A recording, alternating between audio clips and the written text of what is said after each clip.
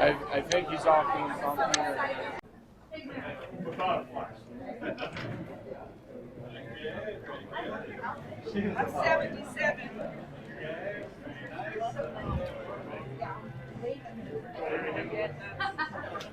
Very good, thank you. Thank you. Thank you for coming. Thank you. Yeah. I'm glad she told a flash story. Party is Saturday. Yeah! Oh, yeah.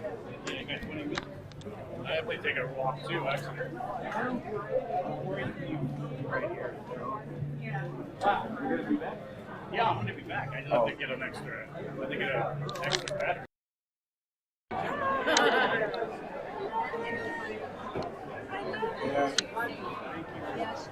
I think he's off doing something.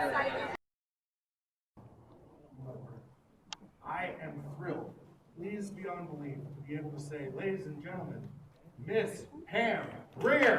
Yeah.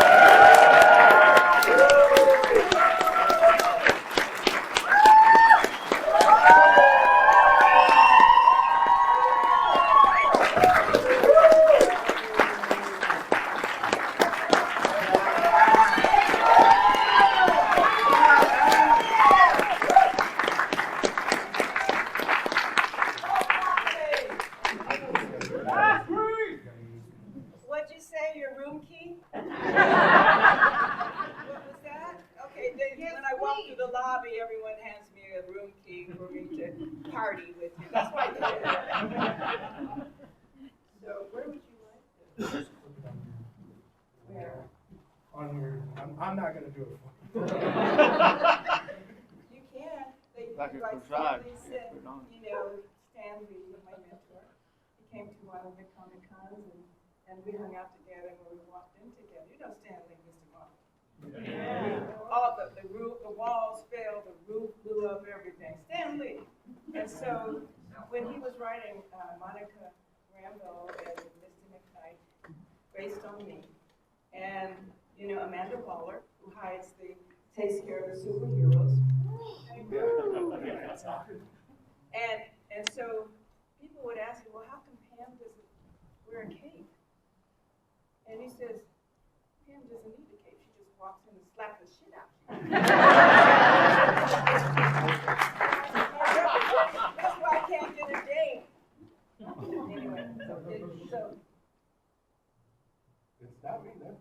is it me? Yeah, so I'm going to. Go ahead. God. Is that good? I am going to die now. At least his fingers. No. Okay, we got it. So, thank you for coming.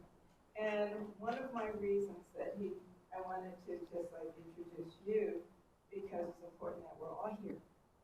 Because at some point, me as the actor, interpreter, wants to thank the audience for supporting the film industry. And for my career, Quentin would love to be here. And so would John Carpenter. And so would so many of my bosses. Tim Burton, okay, Mars Attacks. We could go on. And so when I'm like an emissary, a representative, I just said, you know, they would love to be here, but they can't. They have bills. They have children. I just have horses and dogs. And when they asked me to the Oscar party this year, I can't come because I was hit in the head when I was a child. And I was 5 years old, and the chair from the kid behind me crushed my skull. I had a bleeding brain for 6 hours. I wasn't supposed to live. And it causes me to have seizures when I see the flashing strobe light. So I have worked in the industry around lighting, and I always ask the lighting technician, could he not show, point the lights towards my eyes? So I wear a hat. Me and Diane Keaton for Palms would wear a hat to keep the lights out of her eyes. With me, it's a seizure. She has another issue. So I'm still having a career 50 years later by letting someone know that I'm vulnerable and I can't look at certain months.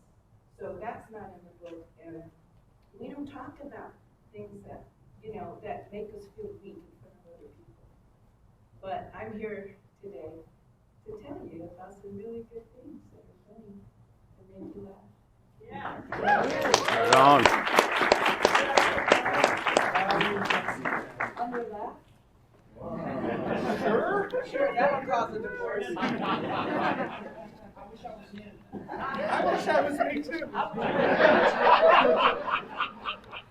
Okay, let's go. Okay, so Pam, Yes. my personal favorite period of your career was when you were working in the Philippines, working with directors like Jack Hill on things like The Big Dollhouse, The Big Bird. Oh, the wet t-shirt movies. Yes. They remember them too, jiggle, jiggle, wet, wet, and mosquito bites.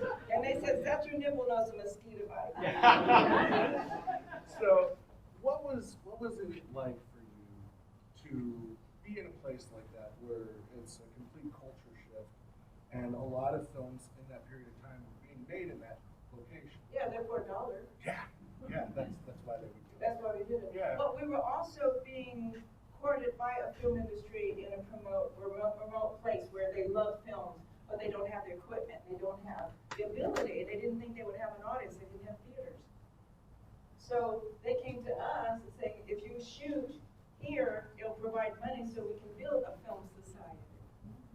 And so that's why I came to express what we were trying to do globally and show our culture and then show us. And those 3 movies I did for Jack was just for tuition.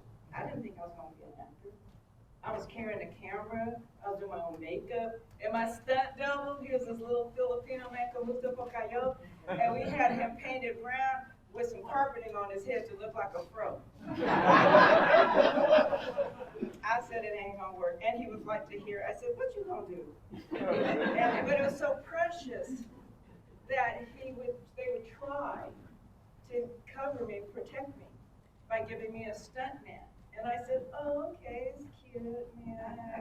So you see how people would love movies and how we influence. And so I was willing to do that for tuition, because I didn't think I was going to survive the Philippines. Snakes were everywhere.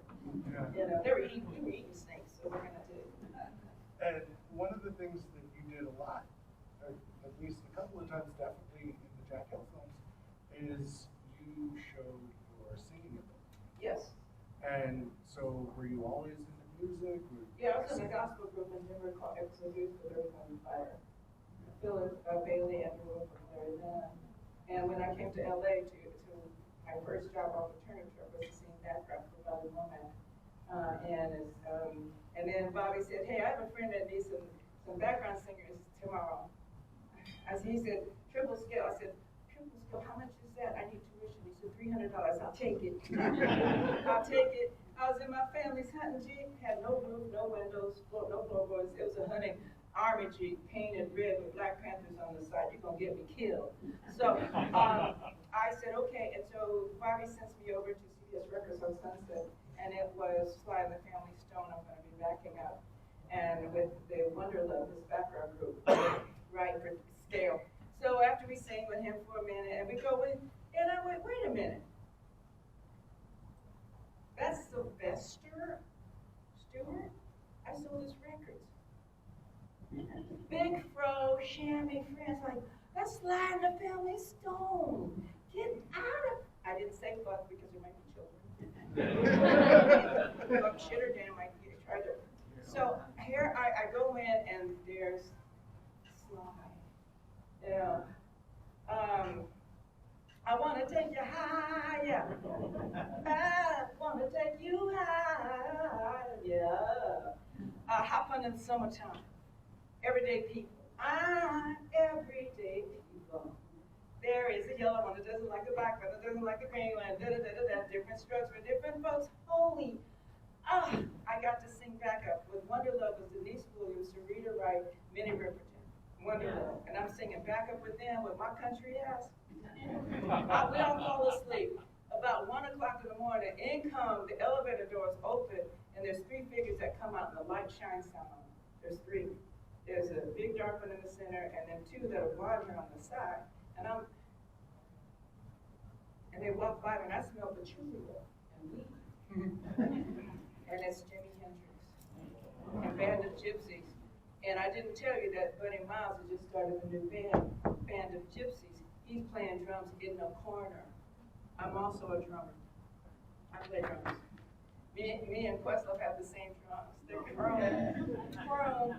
Anyway, that's how I first started. But I know I only have so much time here for everyone, so I wanted to share with you how I got the John Carpenter movie, which is a trans movie, for a trans character. Hershey was a guy with Kurt in Escape from LA. And John calls him, hey, Pam. Hey, it's John Carpenter. I said, no, it ain't. You fucking it. She said, yeah, I want you to play a man. Oh, who is this? Really? He said, oh, you can do it. I said, what? He said, I'm going to pay you Oscar money. Okay, what you want? And I said, how do I play a man with these? With this? What do I do? So, anyway, there's no stage up here, so I'm going to come down and show you. This is how we win our roles as an actor. So, I have to figure out, am I going to look like the Village People? And so, I don't want to disappoint John, and how do I play a man? What do men look at and impresses them? Okay. So I look down, and I have to go to John's office at the Warner Brother gate, and my sock that I stuffed had flattened out. And I now have a flat bulge, Johnson, penis, dick, whatever you guys call it. I don't know. The best of us. Yes. And I'm like, oh my God, I can't go in there like that. So I turn around and limp back to my rental car and I go, okay, I gotta find a supermarket or something and find maybe a vegetable that looks like one of my old boyfriends. So I go to in the store, the pavilions, and literally I was like, oh my God, I gotta find, and then security's watching my ass, okay? So a sister in there with kind of Village People hair and Timberland boots and but they don't know what it is. And so I walk up to the vegetables and I'm like, okay, there's yellow squash, summer squash. It's curved, but it's got a bulb. It looks like I have an infection. I got a cucumber, and then the cucumber has this little knots like zits on the side of it. Now my dick's gonna look like it's got pimples and shit. Well, I got Oscar money. Okay, zucchini. Okay, I walk up to the zucchini, and there's this little lady watching me, and I go. And she goes, I said, I don't want to look like Captain Ahab walking with a wooden leg, damn it. So I said, shit, and they're watching me. I said, I got to get out before they arrest me. So I pick up the zucchini and the cucumber just in case, even with the pimples, and I run out to the car, and I sit in the car and I go, okay, which one's zucchini? Which one is the right one? So I go, oh, okay, which one reminds me of what boyfriend? Okay.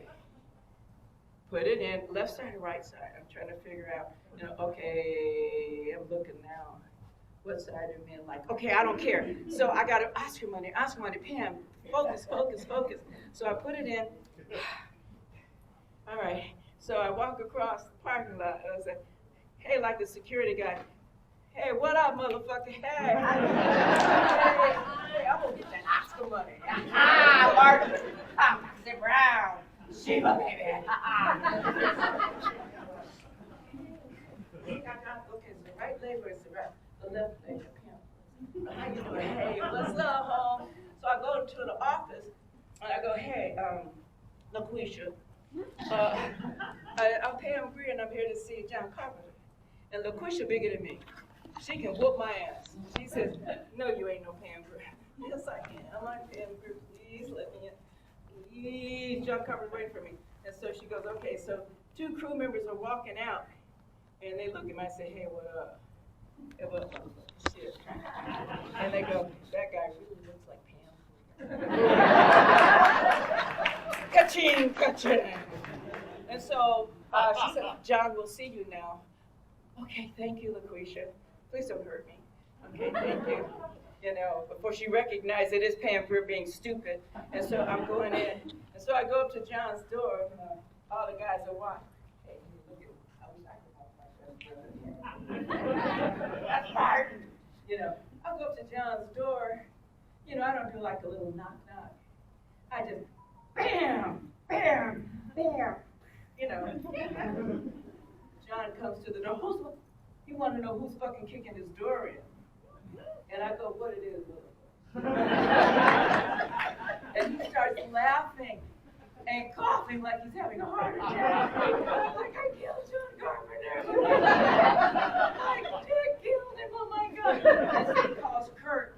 Kurt comes over and he starts laughing. And they said, oh, and they're both laughing like crazy. You got the job. And for the dick, you got another Oscar money.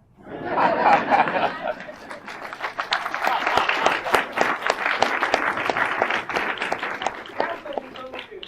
Being silly, being fun, expressing ourselves, connected to everybody. You know, because they wanted to see a man. We didn't have no history of what he would look like, except with breasts. And so that's how I won, and I got Ghost to Mars from him after that. And when he called me up, and I said, what kind of money? Oscar money. Okay. So I created a legacy that I wasn't afraid to play a trans character, which people didn't talk about. And then when I was asked to play a serial killer, like Hannibal Lecter in cinema, that's on TV.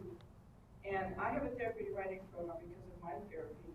And there are kids that they have problems with their legs and muscles and bones and, you know, bouncing and everything. And so I don't charge, but I make the parents right, so that the parents will have a comprehensive conversation with that child or adult about what they discovered in riding my horses that are rescued.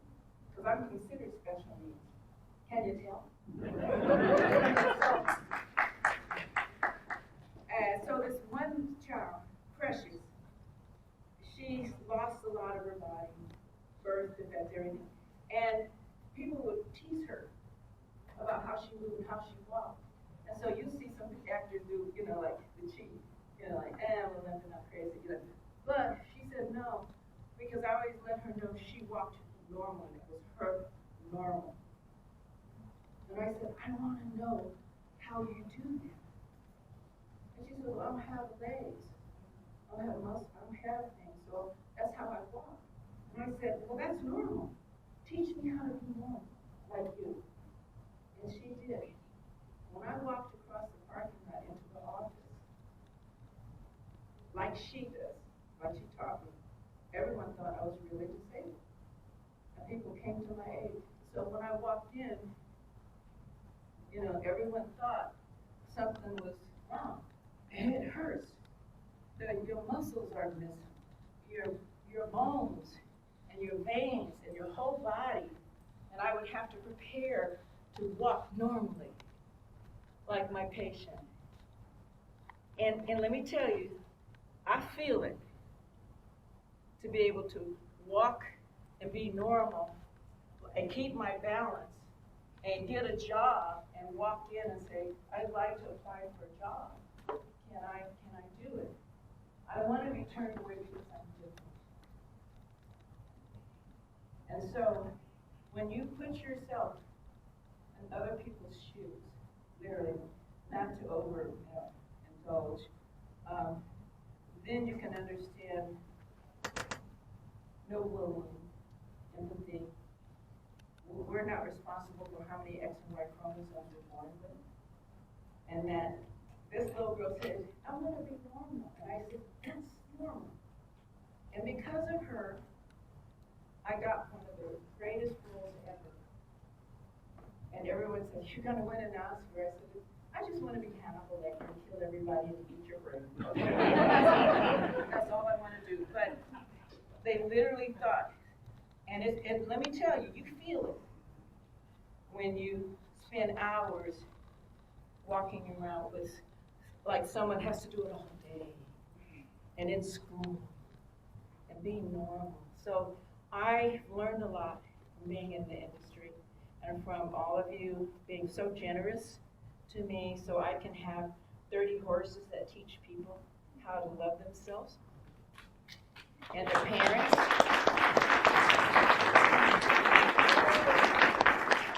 And when your parents rode, first the mom said, oh no, I gotta get my nails and my roots done. So when the parents rode and had a great conversation with their child, now they're not lonely. And then when the dad came and he started riding, not because it was free, but because he saw the joy and the connection of his childness and childhood, the inner child, and the father and the mother changed towards their child. And a lot of children end in life and do volunteerism until you're born with a child that it'll break you. To have an ADA child, financially, spiritually, and you got 5 other children. So somebody needs, and it seemed like, and I learned from all of you, that the parents needed more therapy than the children. And from it, I get people who come follow me wherever I go and thank me. And it's nothing. They said, I wear my mom's bell bottoms. They're older than most of you in the room. But I learn from you every day. And when I wake up breathing, I'm going to have a good day. And you guys are here. That's why I came outside to thank you. Not to impose, but to thank you. Thank you. So, Johnny, after all your questions, zucchini will never be the same. I don't even remember asking those questions.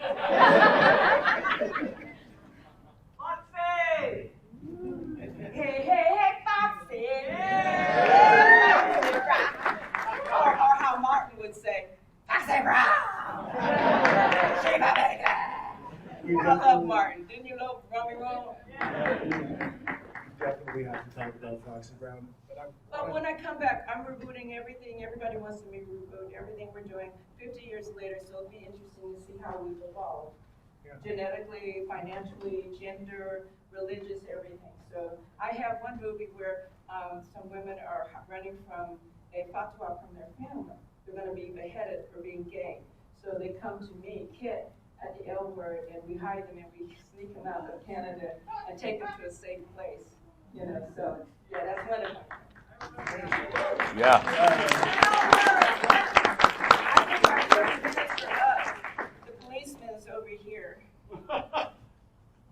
Okay. So I know Alex is supposed to be coming. You know, Alex Winter and I were in Bill and Ted. Yeah. I've been remained friends ever since. And when George Carlin steps out of me, when I unzip, there's George Carlin inside of me. That's John Carpenter, right? You know, that's it. Hey, come on, we had fun. But George Carlin was a master. He was like, to me, he was like a prophet, you know. So. Well, the one thing I want to say before I let you go is that the world of cinema has been drastically changed because of you. And the way that women are paid in cinema is based on the work that you were able to do. Oscar money. The way And I didn't win an Oscar. the way that black people are represented is largely based on. Well, you have to understand, not everybody sits and grows up and is around black people, or Asian, or Filipino, or Japanese, or other people of other cultures. They're working hard to pay bills and go to school, so not everyone has that exposure.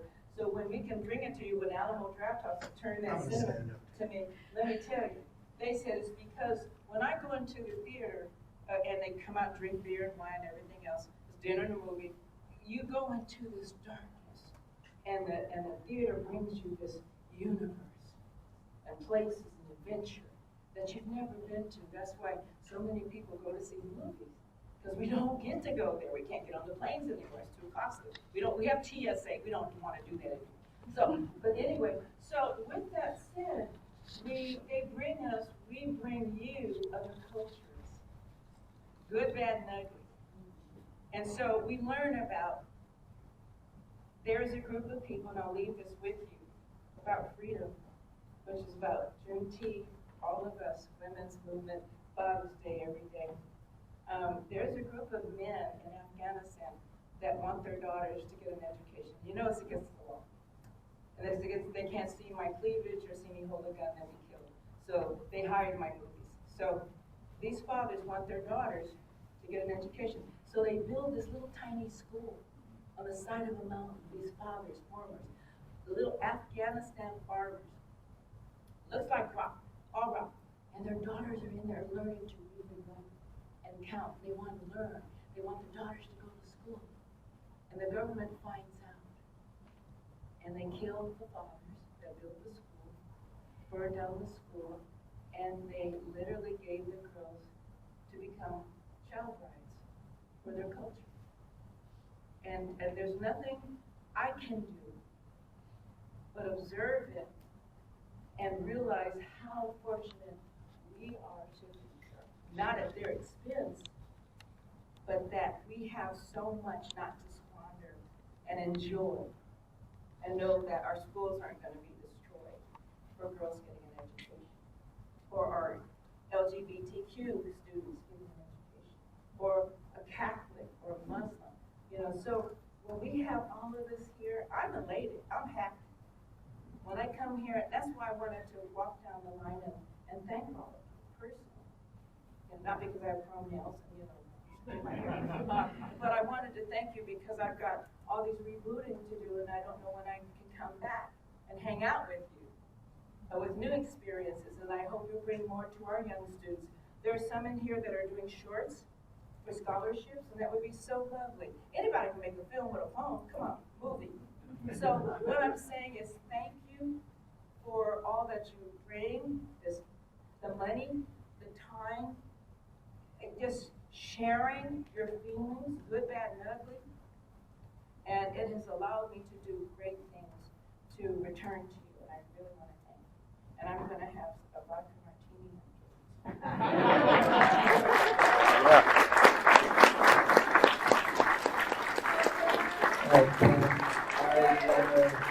want to thank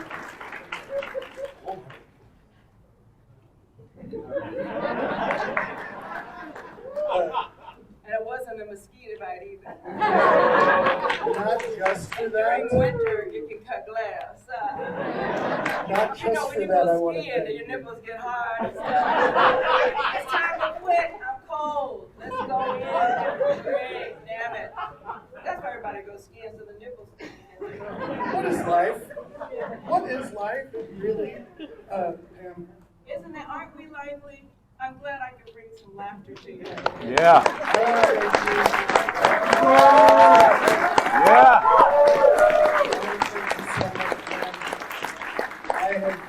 I have grown up with your work. You ain't been right since. You have been an inspiration and a hero for a lot of people, and it has been the honor of my life to just share the stage with you for this little bit of time, even though most of the time you're off of the stage.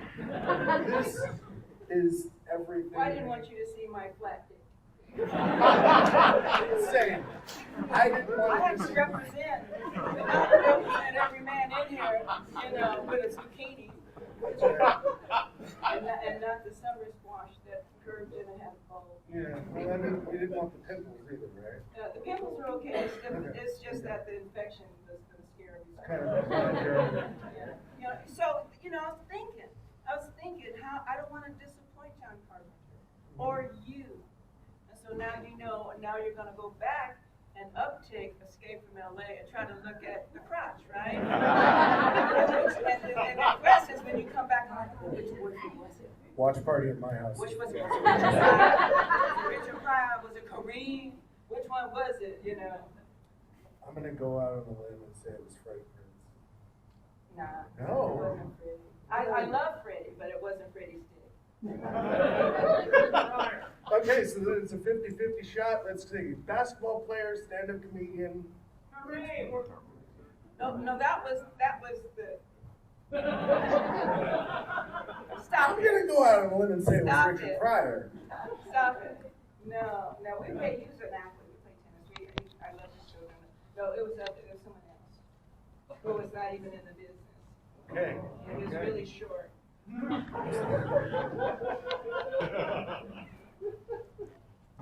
What were you thinking? I'm thinking. Just because a man is short, as we call them shouties now. I'm thinking that this weekend doesn't get better than this. And, Yes, it everybody, will. one Leave last the room, time, Jesus, round of that's applause my for Pam name. Grier. Yeah. So Mr. Get up on the table. Thank you so much. I enjoyed this, and I will come back with all of my reviews and some of my original content. Without a flash. I'm 77.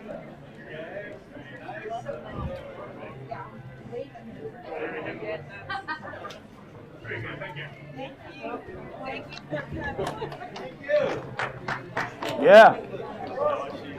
I'm glad she told a flash story. Party is Saturday.